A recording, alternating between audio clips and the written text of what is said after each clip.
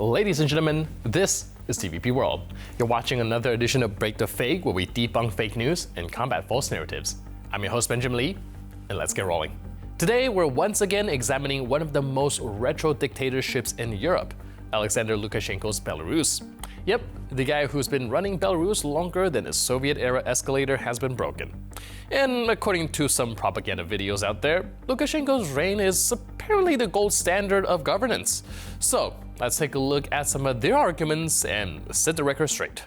Президент говорит правду и только правду, а она не может быть всегда приятной или сразу всем понятной. И мы все этому у главы государства учимся. Возьмем, например, слово «диктатура». А несмотря на свои относительно юные годы, я еще помню времена, когда в медиа мы от этого слова шарахались как от огня. Не дай бог оно где-то прозвучит. Потому что мир, точнее его демократическая западная часть, убеждала, что хорошо это, когда демократия, даже если доподлинно непонятно, что это такое, и даже если стандарты этих демократий были очень разными на самом Западе и там, где Запад эту демократию принудительно насаждал.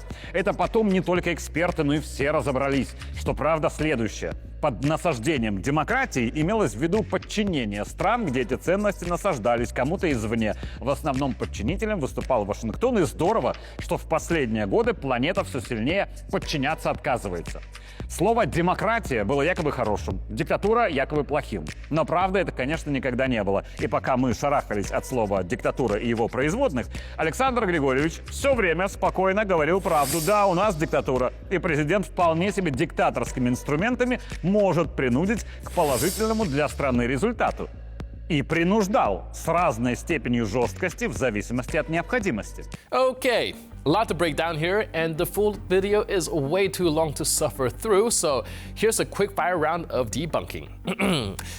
Economic stability. Belarus avoided the 90s collapse only because Russia's been throwing it lifelines, cheap energy subsidies, and bad trade deals. Innovation? Growth? About as real as Lukashenko's last election. Safety and low crime? Of course, the stats look good when the government's cooking the books. It's safe in the same way a padded cell is, under constant surveillance with free speech locked in solitary. Political stability. Sure, if you call crushing the opposition and rigging elections stability. Culture preservation. Lukashenko promoting Belarusian culture. Police. He's pushed Russian dominance so hard the Belarusian language is basically an endangered species. Protecting culture? More like suffocating it.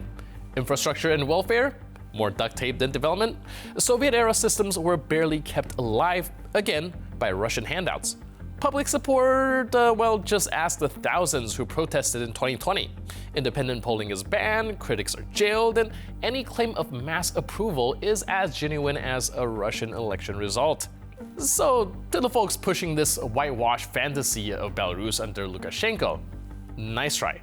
But the truth is, this stability is built on repression, fear, and Moscow's checkbook. So if that's your definition of success, I've got a bridge in Minsk to sell you. Next time someone tries to paint Belarus as a utopia, just remember, if you squint hard enough at a dictatorship, anything can look good. But open your eyes and you'll see it for what it really is, a relic of repression desperately trying to stay relevant. Now, Georgia is back on the Kremlin's hit list, and this time, Moscow is pulling out the whole propaganda circus. So, here's the deal. Georgia's ruling party, Georgian Dream, decides to hit pause on EU membership talks until 2028, just casually ignoring the fact that most Georgians want closer ties with Europe. So, naturally, people hit the streets with massive protests, and how does the government respond? Well, let's just say their strategy handbook is less building bridges and more beating heads. Police violence, tear gas, rubber bullets, the whole shebang. And while protesters are out there risking their necks, pro-Kremlin media outlets are busy pumping out disinformation like a sewer pipe, labeling protesters as liberal fascists, with just like calling someone vegan carnivore. They're also smearing Georgia's former president, Salome Zurabishvili, claiming that she's a Western agent, following the 2025 line of political reasoning. If you do not agree with us, you're a foreign asset. Then the propaganda factory really cranked up the crazy. One outlet claims Zurabishvili is, wait for it, demanding child sacrifices to strengthen the protests. Child sacrifices.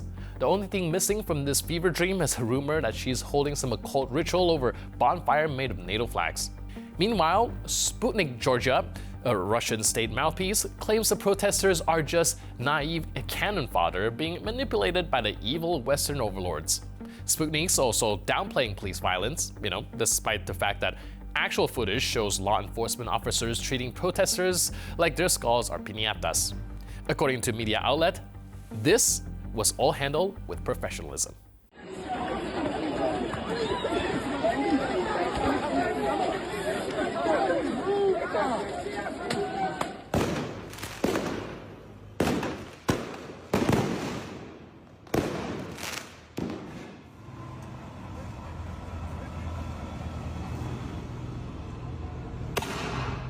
And then we get the classic Kremlin greatest hits.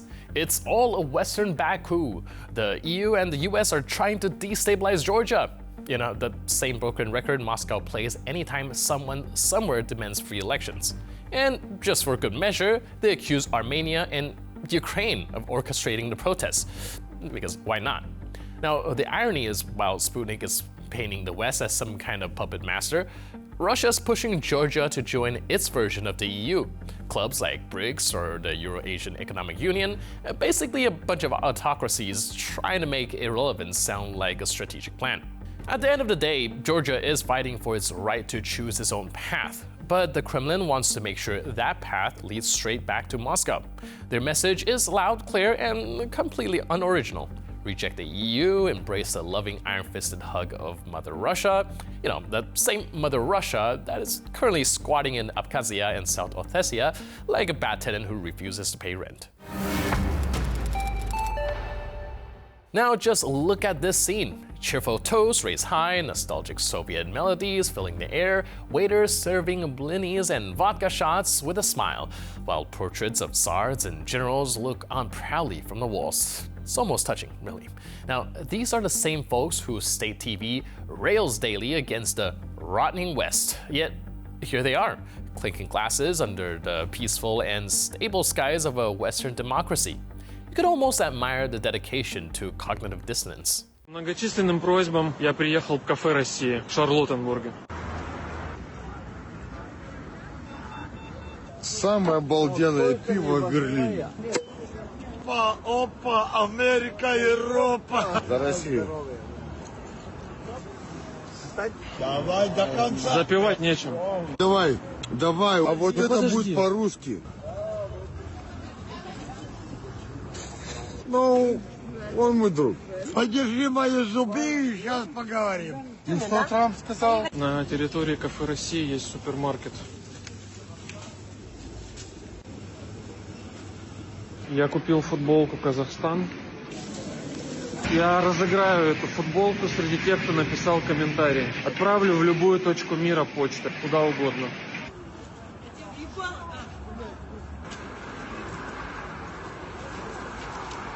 Вот и полиция приехала.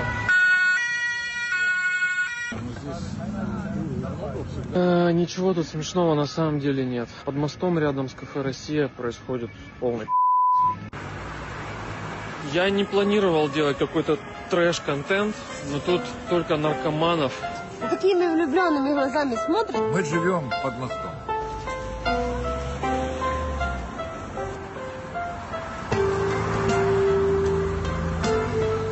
Now, it's a beautiful paradox. Ruski Mir exists wherever the Wi-Fi is fast and the shelves are full, and the police don't make you disappear for posting the wrong meme. Because, let's face it, patriotism is always easier to bear when it comes with a side of schnitzel and tax-free shopping. Now, truly, Ruski Mir has no borders, just a very specific taste for countries with working sewage systems, functioning economies, and more than one bathroom per village. And as they raise their glasses to a victory somewhere in Moscow, Solovyov sheds a quiet tear of envy from behind his locked villa gates in Italy. And with that, we conclude this edition of Break the Fake. But for more news, update, and commentary, please stay tuned to TVP World.